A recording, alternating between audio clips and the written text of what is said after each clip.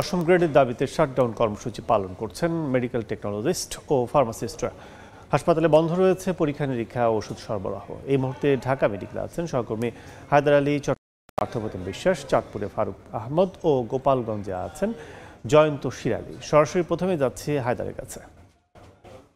আজ দ্বিতীয় দিনের মতো চলছে মেডিকেল টেকনোলজিস্ট ও ফার্মাসিস্টদের যে কর্মবিরতি, সেটি ঢাকা সহ সারা দেশেই মুহূর্তে পালিত হচ্ছে। আজকে সকাল 8টা থেকে তাদের এই কর্মবিরতি শুরু হয়েছে, চলবে বেলা 12টা পর্যন্ত। আমি যদি জানিয়ে রাখি যে মেডিকেল টেকনোলজিস্ট ও ফার্মাসিস্টদের যে 11তম গ্রেড, সেই গ্রেডে তাদের নিয়োগ হয় এবং তারা বলছিলেন যে তাদের নিয়োগ থেকে চাকরি শেষ অবধি পর্যন্ত তাদের সেই 11তম গ্রেডেই চাকরি করতে হয় এবং সেখান থেকে তাদের অবসরে যেতে হয়।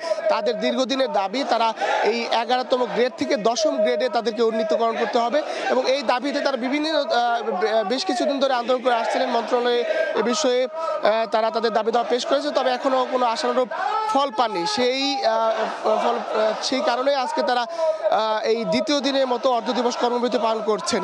তো এই মুহূর্তে ঢাকা মেডিকেল কলেজ হাসপাতালে বহির্বিভাগে আছে। আমরা এখানে থেকে জানিয়ে রাখি যে ঢাকা মেডিকেলের যে রেডিওলজি ডিপার্টমেন্ট, সেটি বন্ধ রয়েছে এবং এখানে এছাড়া ঢাকা মেডিকেলের যে ব্লাড ব্যাংক, সেটিও বন্ধ রয়েছে। এছাড়া ঢাকা মেডিকেলের যে সরকারি ওষুধ সরবরাহ, এগুলো বন্ধ রয়েছে। বন্ধ থাকার কারণে ঢাকা মেডিকেল যেহেতু সারা দেশের একটি প্রাণকেন্দ্র চিকিৎসার ক্ষেত্রে, সেক্ষেত্রে ঢাকার আশপাশ থেকে এবং বিভিন্ন জেলা থেকে আগত রোগীরা চরম দুর্ভোগ পোহাচ্ছে। এখানে অনেক রোগীকে এই জরুরি সেবা, যেমন এক্স-রে, সিটি স্ক্যান, এই সেবাগুলো এখান থেকে ফিরে যেতে দেখা গেছে।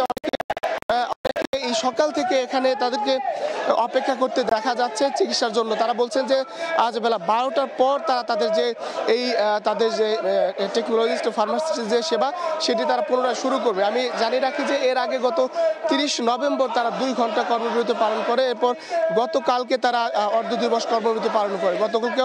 গতকালকেও আমরা দেখেছি যে এই টেকনোলজিস্ট ও ফার্মাসিস্টদের সেবা না পেয়ে রোগীদের চরম দুর্ভোগ পোহাতে হয়েছে। এই চিত্র শুধু ঢাকায় নয়, ঢাকার সহ সারা জেলায়, বাইরের জেলাগুলোতে একই চিত্র। আমরা ঢাকার বাইরে সেখানকার চট্টগ্রাম মেডিকেলের সবশেষ তথ্য জানতে সরাসরি যুক্ত হচ্ছে সহকর্মী পার্থপ্রতিম বিশ্বাসের সাথে।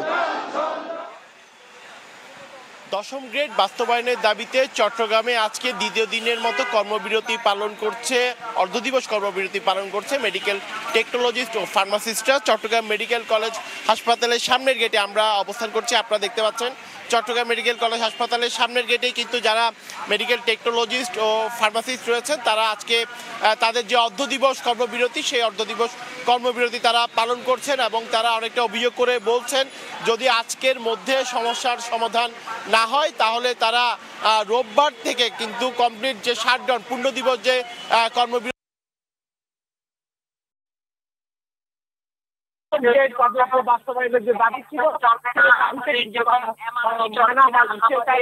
দিনের পর দিন যাচ্ছে, কিন্তু সেক্ষেত্রে তারা কিন্তু দশম গ্রেড তাদের যে বাস্তবায়নের যে দাবি ছিল, সেই দাবিতে কিন্তু তারা মানা হয়নি। সে কারণে তাদেরকে অনেকটা বাধ্য হয়েই কিন্তু আসলে পথে নামতে হয়েছে, সে এমনটি কিন্তু তারা অনেকটা অভিযোগ করে বলেছেন।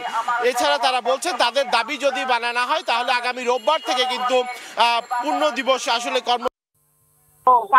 এবং তারা বলছেন তাদের অন্যান্য যে যারা আসলে টেকনোলজিস্ট বা ফার্মাসিস্ট পালন করছে, মেডিকেল টেকনোলজিস্ট ও ফার্মাসিস্ট, এবং তারা বলছেন তাদের অন্যান্য যে যারা আসলে টেকনোলজিস্ট বা ফার্মাসিস্ট ছিলেন বা অন্যান্য যারা আছেন, অনেকের কিন্তু 11তম গ্রেড থেকে তারা 10ম গ্রেডে উন্নীত হয়েছেন। কিন্তু যারা মেডিকেল টেকনোলজিস্ট ও ফার্মাসিস্ট রয়েছেন, তাদের দীর্ঘদিন আসলে দাবি থাকলেও তারা আসলে 10ম গ্রেডে তাদেরকে কোনোভাবেই উত্তীর্ণ করা হয়নি, যে কারণে তারা অনেকটা বাধ্য হয়ে তাদেরকে আজকে পথে নামতে হয়েছে। তবে এই কর্মবিরতির কারণে আমরা দেখছি সাধারণ মানুষ যারা দূর দূরান্ত থেকে এসেছেন বিভিন্ন পরীক্ষা নিরীক্ষা করানোর জন্য চট্টগ্রাম মেডিকেল কলেজ হাসপাতালে, তাদেরকে অনেকটাই কিন্তু ভোগান্তি পোহাতে হচ্ছে। তো এই ছিল আমার কাছে এখনো পর্যন্ত চট্টগ্রাম মেডিকেল কলেজ হাসপাতাল থেকে এখানকার সর্বশেষ খবর।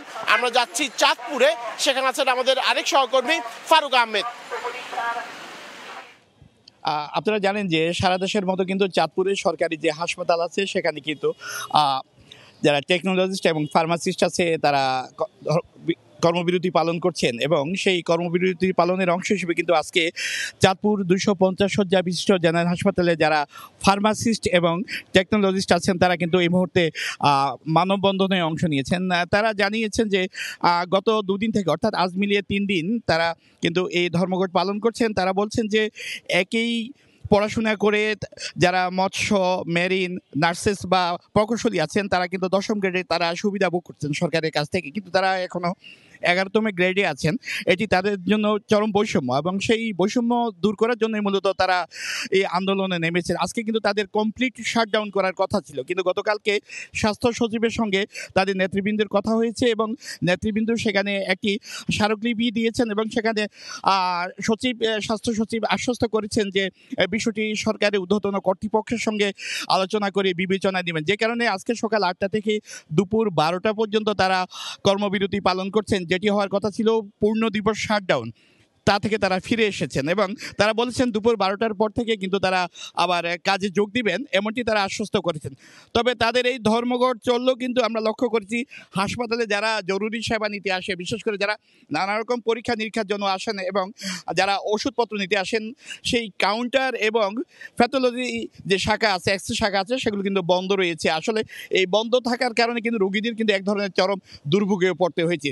তো এই ছিল আমার কাছে চাঁদপুরের সরকারি হাসপাতালগুলোতে টেকনোলজিস্ট এবং ফার্মাসিস্টদের যেই কর্মবিরতি চলছে তার সব শেষ। এখন চলে যাব গোপালগঞ্জে, সেখানে 250 শয্যা বিশিষ্ট হাসপাতালে আছেন সহকর্মী জয়ন্ত শিরালী।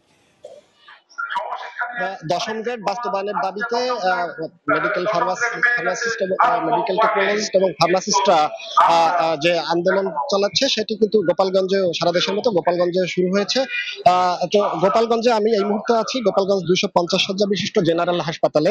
আমরা সকাল থেকে এসে দেখেছি যে রোগীরা এসেছেন, তারা যে পরীক্ষা নিরীক্ষা করার জন্য তাদের যে ভোগান্তি, সেই ভোগান্তি কিন্তু আমাদের চোখে পড়েছে। এছাড়াও যারা ওষুধ নিতে এসেছেন ফার্মেসির সামনে তাদেরকে আমরা দাঁড়িয়ে থাকতে দেখেছি।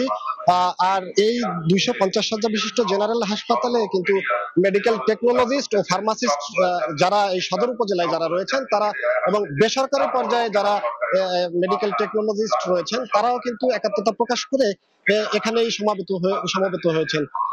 তো তারা কিন্তু গত 30 তারিখে কর্মবিরতির মাধ্যমে 2 ঘন্টা কর্মবিরতির মধ্য দিয়ে এই কর্মসূচি শুরু করেছিল। পরবর্তীতে 3 ডিসেম্বর তারা অর্ধ দিবস পালন করে এবং সর্বশেষ আজ তাদের কমপ্লিট শাটডাউনের ঘোষণা ছিল, কিন্তু সেটি কেন্দ্রীয় যে কমিটি রয়েছে সেটির সিদ্ধান্ত অনুযায়ী এবং রোগীদের ভোগান্তির কথা মাথায় রেখে তারা কিন্তু সেটিকে অর্ধ দিবস সে নিয়ে এসেছেন। তো তারা জানিয়েছেন, আন্দোলনকারীরা জানিয়েছেন এটা তাদের দাবি নয়, এটা তাদের অধিকার। এই অধিকার যতদিন বাস্তবায়িত না হবে ততদিন কিন্তু কেন্দ্রীয় যে কর্মসূচিগুলো থাকবে সেই কর্মসূচিগুলো পালন করবে। এছাড়াও গোপালগঞ্জ জেলায় আরো যে 4টি উপজেলা স্বাস্থ্য কমপ্লেক্স রয়েছে, সেই স্বাস্থ্য কমপ্লেক্সের যারা কর্মরত মেডিকেল টেকনোলজিস্ট এবং ফার্মাসিস্টরা রয়েছে তারাও এই কর্মসূচিতে অংশ নিয়েছে। তো এই 3 দিনের যে কর্মসূচি, এই 3 দিনের কর্মসূচিতে রোগীদের যে ভোগান্তি এটা কিন্তু চোখে পড়েছে এবং রোগীরাও চাইছেন যে তাদের যে কর্মসূচি আছে এই কর্মসূচি বাস্তবায়ন করুক সরকার, এবং এই আন্দোলনকারীরাও তাদের প্রত্যাশা যে তাদের এই আন্দোলনে এই দাবি মেনে ঊর্ধ্বতন কর্মকর্তা মেনে নেবে। তো এই ছিল আমার কাছে গোপালগঞ্জে ফার্মাসিস্টদের কর্মসূচির সর্বশেষ।